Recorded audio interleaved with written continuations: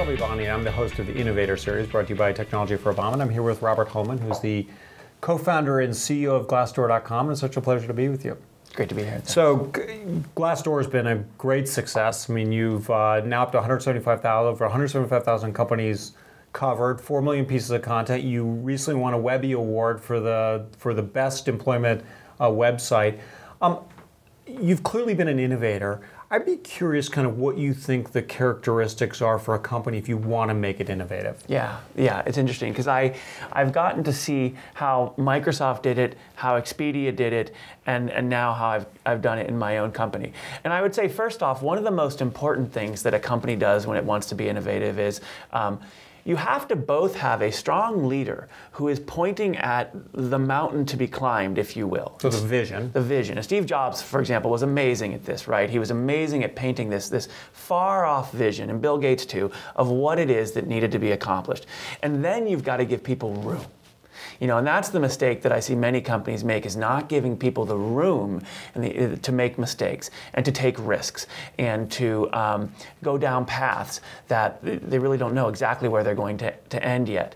Glassdoor is fundamentally a career community, and so much of what we build is dictated by the community itself. We'll head down a path, and we're not sure how the millions of people that are interacting with the site are going to react. So it's very difficult to even plan up front exactly how we're going to innovate. We head down a path and then we follow it and we go a little further and we see how this kind of back and forth goes.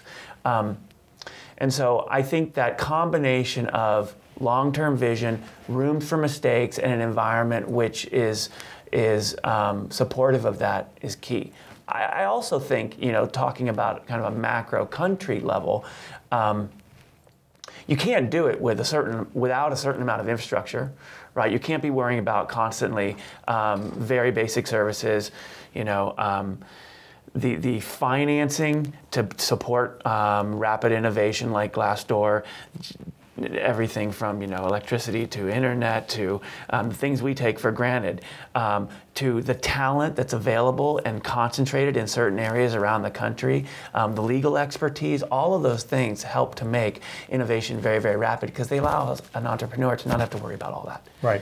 You know, it just kind of And how do you talk about giving people room? Yeah.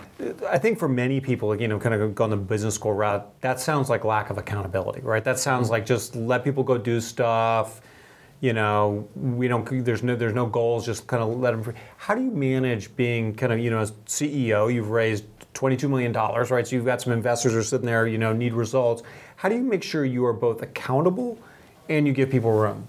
Yeah, you know, this is something I learned in the early days of Microsoft, is Microsoft held you incredibly accountable. At the end of the day, they were a results-driven organization. We carried that through into Expedia and into Glassdoor.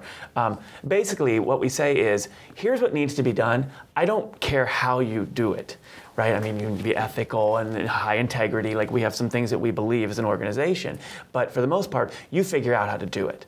But I am going to hold you accountable for accomplishing X. But it's your job to figure out how. Right, so you need a launch date, you need functionality, you need but... Yeah, or even sometimes more vague things, like I need you to build a business around that, and I need it by the end of next year. You know, so even at senior levels, it can be a very vague thing. And in many cases, the more senior people you're talking about dealing with, the more vague it is, and the more that you put the accountability and say, it's your job to figure it out. That's why we're paying you so much money. Yeah, well, I think it's incredibly good advice. So it's a pleasure talking to you. We look forward to talking to you more about these topics. Great. So thanks.